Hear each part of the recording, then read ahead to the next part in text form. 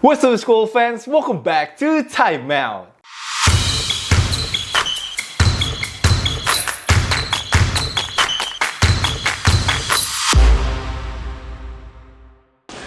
Two best players on the floor tonight, Naz Reid, Jaden McDaniels. Jaden McDaniels, my favorite player of all time. Naz Reid, my second favorite player of all time. I need their signature later on. Jaden McDaniels, most valuable player. Naz Reid, he said, man, this is what I do, man. I'm good, Zach. Yo, what up Timeout gang? Aduh, Lakers hari ini mainnya payah banget guys. Defense mereka sih bener-bener bapuk banget sih. Mereka dibantai-bantai hari ini sama Minnesota Timberwolves di Game 1 of the NBA Playoff. Clippers gue juga gak kalah hancur sih. Clippers gue hari ini kalah sama Russell Westbrook guys.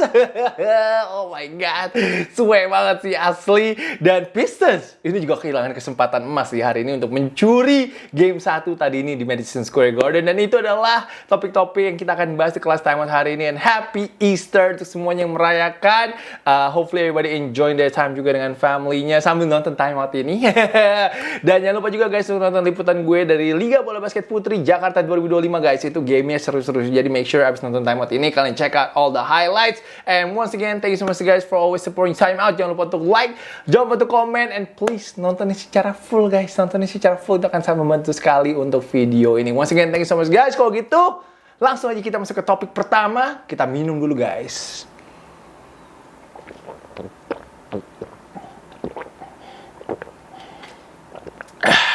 Kayaknya timing yang tepat untuk mengeluarkan gimmick minum air lagi guys. Karena hari ini Lakers bener payah sih guys. Lakers in 5 is in danger right now. Minnesota Timberwolves dari franchise record untuk playoff dengan mencetak 21 3 point di game tadi ini. Mereka berhasil mengambil game 1 di Crypto.com Arena setelah mengalahkan Lakers 117-95. They got Luka, but we got Jaden McDaniels, and that's a fact for today guys. Ini Jaden McDaniels beneran jago sih di game tadi ini. Dia jadi top scorer. Dia yang top scorer untuk Minnesota dengan 25 poin, 11 dari 13 nembaknya dan juga 9 rebounds. Dia tadi beneran jadi X factor-nya untuk Timberwolves hari ini. Lakers payah banget man defense-nya. Apalagi transisi defense mereka. Hari ini Lakers kena 25 fast break points sama Minnesota Timberwolves. Paul tadi Luka udah fast start ya, udah 20 poin by halftime. LeBron tadi juga udah keren chase down block si Nickeil Alexander-Walker. Tapi abis itu mereka di blitz habis-habisan main di kuarter kedua sama Minnesota Timberwolves. Kalau nggak kena 3 kali 3 point sama si Naz Reid di kuarter tersebut. And at that stretch, di stretch tersebut tadi Lakers itu di outscored 53-27 sama Minnesota. Abis itu di kuarter keempat ya Timberwolves hunting for Luka Doncic terus sih, dimana mereka mencoba mendapatkan switch untuk Luka yang melakukan defense. Pemain Lakers lainnya kalau gue lihat pada males ya untuk fight over the screen, jadi mereka membiarkan Luka yang bermain defense dan akhirnya Luka kena berapa kali itu 3 point saat dia yang jaga pemainnya Timberwolves.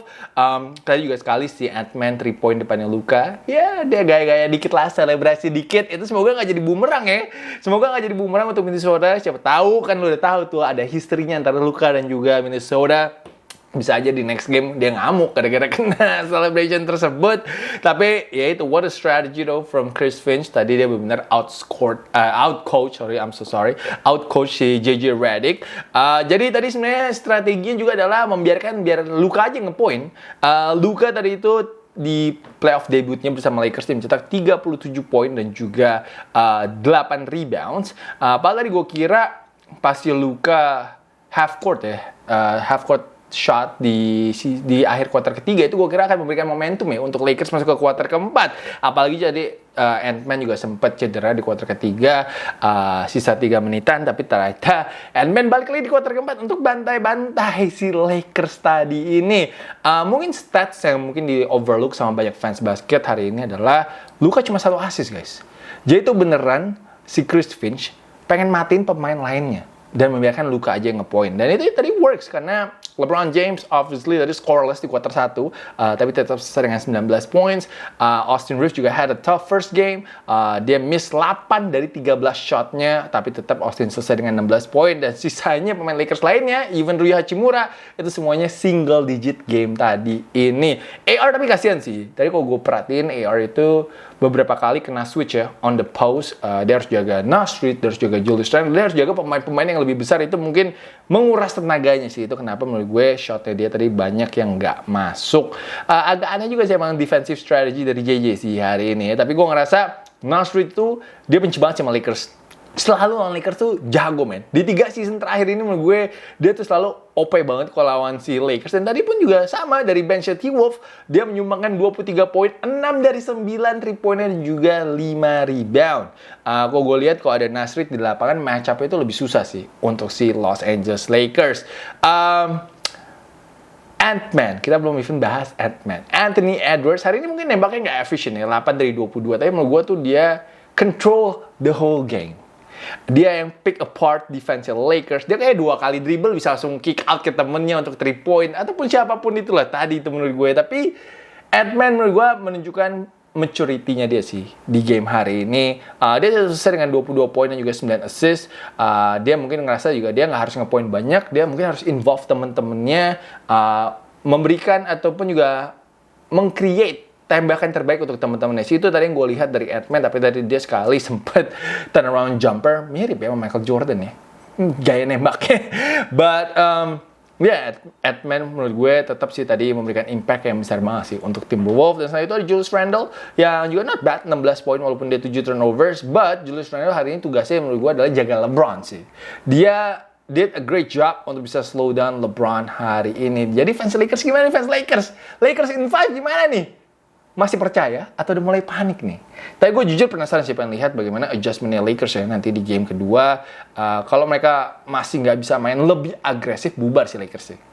Bisa bubar sih in this first round. Tapi ya itu gue mau lihat sih LeBron sih harus 25 poin, 30 poin sih untuk si Lakers bisa ada chance menang. Minnesota kan Minnesota ini ya gue yakin Minnesota juga kayak akan susah sih untuk bisa nembak 50% 3-point shot, lalu juga 21 kali 3-point lagi itu kayak cuma game ini aja sih. Menurut gue game-game berikutnya belum tentu mereka bisa sebagus ini lagi 3-point. Tapi ya, we'll see bagaimana adjustment-nya dari Coach JJ Redick. And what the fuck, man, Clippers gue hari ini dikalahkan sama Russell Westbrook. Bangun-bangun lihat highlights-nya nyesek banget sih. Kalahnya sama Brody hari ini. Tapi Denver bener ya, live by the rust or die by the rust. Tapi tadi, gue kira pas Jokic free throw 2 nggak masuk ya. Gue kira tuh, wah tanda-tanda nih. Kayaknya Clippers bisa ambil game 1. Anjir, habis itu di 3 point anjir. Sama si Russell Westbrook untuk kasih Nuggets 98-96 lead. Di babak overtime, obviously ada 3 point juga. Kalau salah tadi inget gue dari Christian Brown. Tapi setelah itu juga ada steal. Ataupun juga memaksakan turnover tadi dari inbound-nya Clippers, yaitu Russell Westbrook lagi. Jadi dalangnya. Hari ini Russell Westbrook sih menurut gue benar bikin impact yang positif untuk Nuggets, dan Nuggets bisa menang 112-110 lewat babak overtime. Ini pelatihnya mereka si David Edelman belum kalah ya di playoff dan juga regular season ya. Kayaknya dia masih perfect loh. Tapi memang adjustment yang dilakukan sama dia bagus sih. Dan gue tuh sukanya ya, dia tuh ngikutin flow gamenya gitu loh untuk melakukan substitution. Jadi tadi kan MPJ tuh bapuk ya. MPJ bapuk, dia tuh berani loh dudukin MPJ dan go with Russ. Dia will roll the dice sih. Dia gamble banget tentang hal itu. Tapi it work hari ini. Dan lo harus kasih juga banyak kredit kepada Nikola Jokic ya. Nikola Jokic tadi itu ya, bisa aja nggak ngoper Russ. Dia kan tahu gimana Russ bisa di akhir pertandingan dan juga 3 pointnya mungkin kurang bagus. Tapi the game is on the line. Dia tetap trusted Russell Westbrook with that pass. Itu menurut gue bisa memberikan impact yang panjang sih dan juga jauh nantinya untuk Russell Westbrook sih. That was an amazing pass menurut gue dari si Nikola Jokic. And Russell Westbrook hari ini 15 poin, 8 rebound walaupun nembaknya 5 dari 17. Ya, again, nembaknya 5-17 tapi Jokic tetap memberikan kepercayaan kepada si Brody tadi ini sih. Jadi kayaknya memang nggak ada trust issue lah. Kalau di Nuggets kayaknya nggak ada trust issue ya, nggak kayak di SM ya. Tapi Nikola Jokic tadi nyaris triple-double, 29 poin, 9 rebound, dan juga 12 assist. And a big game from Aaron Gordon dengan 25 poin and 8 rebound. Kayak kalau Nikola Jokic tuh udah expect dia kan poinnya segitu. Tapi kalau si Aaron Gordon tadi menurut gue, the whole game sih, energinya dia luar biasa banget sih. Dia tuh juga ada beberapa rebound di clutch moments juga, so you have to give a lot of credit sih. Dan dia sekarang poinnya banyak ya, 25 poin man, untuk seorang Aaron Gordon. So yeah, he was a big factor. And of course tadi Jamal Murray juga pertama sempat struggling sih dengan offense-nya. Dia dijaga sama Chris Dunn tadi, sempat kesulitan, tapi akhirnya dia bisa figure the game out in the second half. Dia banyak bikin adjustment juga, dan akhirnya tetap selesai sih dengan 21 poin, 9 rebound, dan juga 7 assist for the Nuggets. Clippers tadi itu sempat leading 15 poin man di game ini, tapi they lost their composure, man. Mereka melakukan 20 turnover dan juga allowed the Nuggets to grab 12 offensive rebounds in this game. Menurut gue that was the difference. And of course juga Kawhi hari ini, offense-nya oke sih, tapi menurut gue masih bisa lebih sih untuk bisa membantu Harden ya. Kawhi hari ini 22 poin, 9 dari 15 nembaknya, tapi itu 7 turnovers. 7 turnovers untuk Kawhi, that's a lot, man. He gotta take care of the ball better in the next game. Tapi yang paling jago ya tetap James Harden dengan 32 poin dan juga 11 assist. I think James Harden is playing on another level right now. Zubac juga double-double, 21 poin dan 13 rebound. Ya, kalau benchnya si Clippers ya no show sih, kecuali Nicholas Batum. Nicholas Batum tadi lumayan bagus mainnya menurut gue. Dia mencetak 9 poin. Tapi yang lainnya cuma menambahkan 4 poin. Bogey juga 0. Padahal Bogey ini sangat diharapkan banget ya bisa jadi salah satu shooternya Clippers yang membantu di bawah playoff ini. Kalau Bogey 0 berat sih. Bogey itu at least harus kayak 10 poin. Kalau Bogey 10 poin gue cukup yakin Clippers bisa mengalahkan Denver Nuggets. Ya, selain itu juga efforts-nya harus ditingkatkan sih. Tadi kalau gue lihat di down the stretch ya, di quarter keempat dan juga di overtime, itu banyak banget mereka kayak nggak mau fight for a rebound sih. Kayak udah capek sih, kayak pemain Clippers pada capek tadi di game ini. Norman Powell sama Bogey juga baik turnover tadi. Mereka berdua kalau lihat total juga 7 turnover. Baik yang marah-marah fans Clippers pengen si Norman Powell di bench tuker sama si Batum tuh kayaknya enggak lah. Kayaknya Norman Powell is okay lah. I think let him play as a starter. I think he'll be okay. Tapi gue expect Kawhi to have a very big game sih di game 2 nanti ini sih. Gue yakin dia gak mau mengecewakan Harden lagi lah di game kedua lah. Tapi congratulations to kepada fans Denver Nuggets. You guys take game 1 from my Clippers. And Detroit Pistons blunder banget sih tadi. Kena 21-0 run di kuarter keempat. Ini kemenangan pertama mereka sejak 2019 kali ya. Ini di depan mata tadi loh. Apalagi juga mainnya di Madison Square Garden, lumayan banget kan. Kok bisa colong 1 di home court lawan dan juga take the home court advantage. Selama 3 quarter mereka kontrol gamenya, dan Jalen Brunson pun juga menurut gue udah pincang-pincang. Tapi di quarter keempat ya itu Knicks defense-nya apotik tutup sih menurut gue. Dan juga mereka berhasil untuk memaksakan turnover karena kurang pengalamannya pemain Pistons, dan mereka berhasil comeback dari ketinggalan 8 poin di sisa 9 menit untuk mengambil game 1 setelah menang 123-112 di Madison Square Garden. Pal statsnya, si Pistons ini menang 40 dari 41 game saat mereka bisa unggul 5 poin di kuarter keempat. Jadi ini benar menurut gue kesempatan yang hilang banget sih untuk si Pistons. Tadi turnovernya juga banyak yang bad timing. Dari awal kuarter keempat sih udah mulai kelihatan kayaknya nggak tenang dan juga mulai panik si Pistons. Kalau nggak salah ada tadi 5 second violation, mereka nggak bisa inbound bola. Setelah itu juga ada si Ausar Thompson nombok nggak masuk, open banget. Setelah itu si Knicks 21-0 run. Dan Pistons sudah nggak bisa respon lagi. Knicks tadi sempat nyetak 10 mencetak poin dalam 10 possession secara beruntun sih. That's crazy, bro. Tadi dimulai sama itulah si Cameron Payne 3 point anjir, tiba-tiba Cameron Payne jago amat, nggak masuk akal anjir.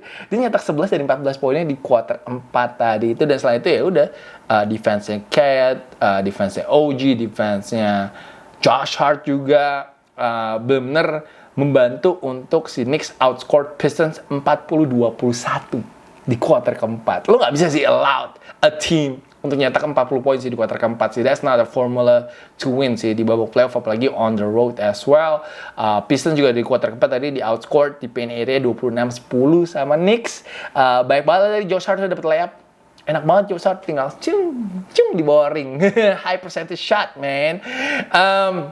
Tadi Knicks benar-benar sih berhasil keluar dari lubang jarum sih. Kalau mereka kalah di game 1 tuh obviously akan menaikkan banget kan confidence levelnya si Detroit Pistons. Tapi mereka beruntung lah punya Jalen Brunson juga yang tadi sempat ke locker room kayak ganti sepatu dan juga ngambil cape-nya kok kata Tom Thibodeau.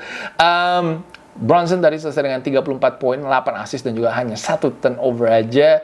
Jalen Brunson tapi emang kelihatannya ini playoff performer ya. Dia kayak kalau di playoff itu malah lebih keluar permainannya walaupun defense-nya lebih ketat, juga game-nya mungkin lebih slow down. Tapi ya inilah kenapa Jalen Brunson salah satu pemain terbaik di NBA menurut gue.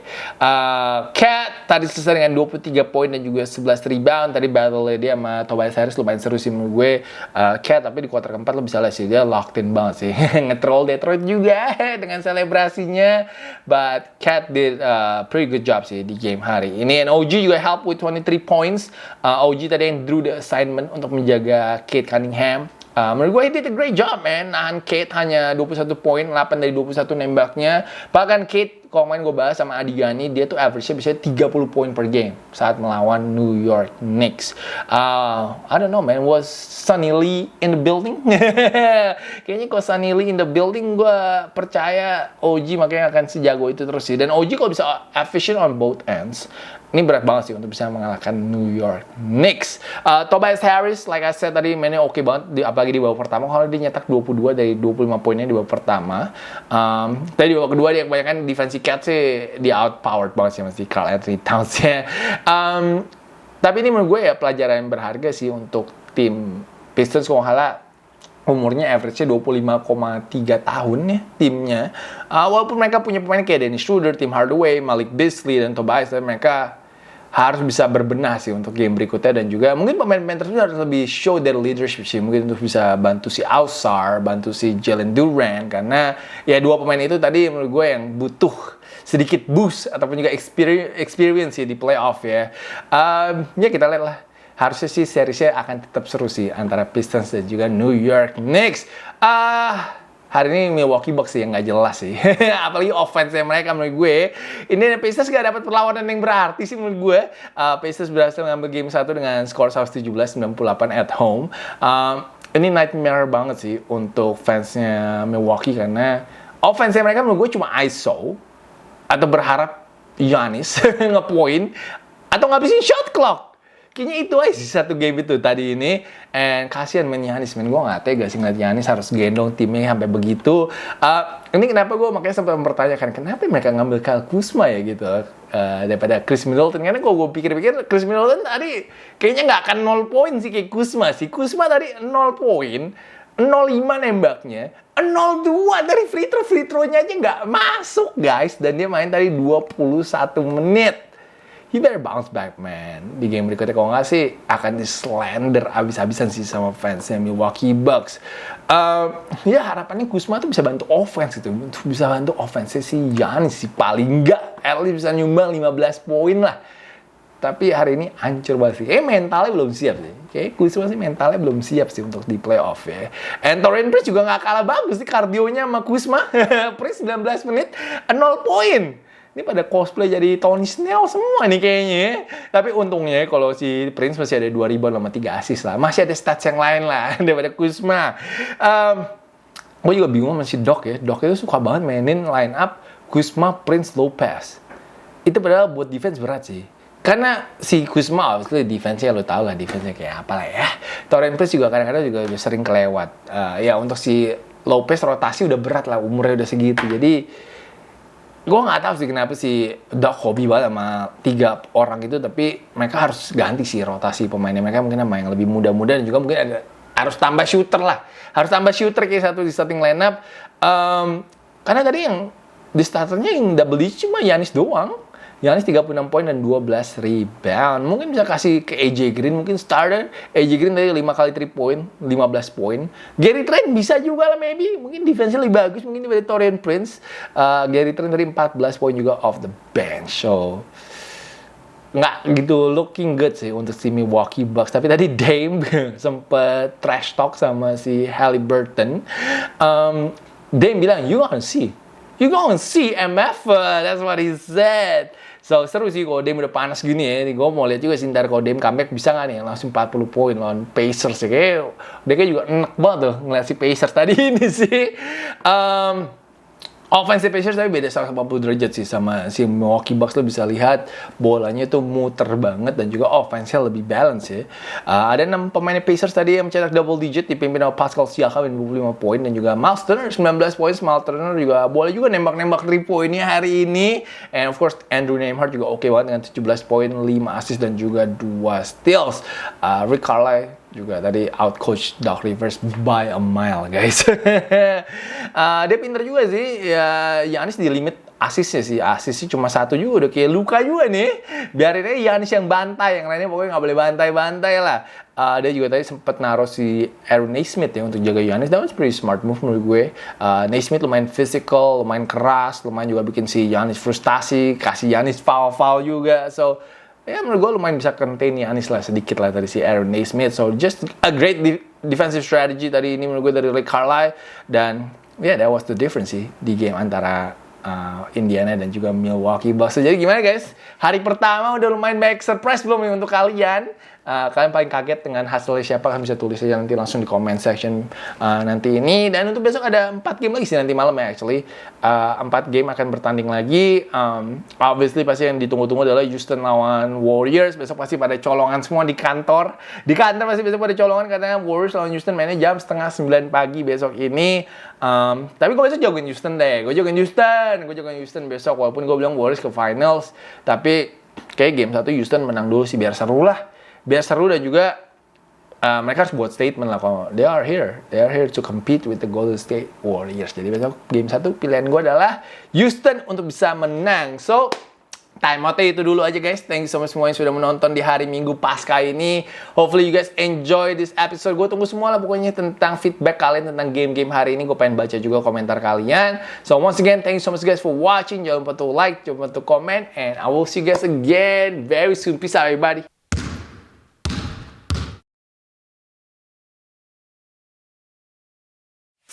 Please join my channel, guys.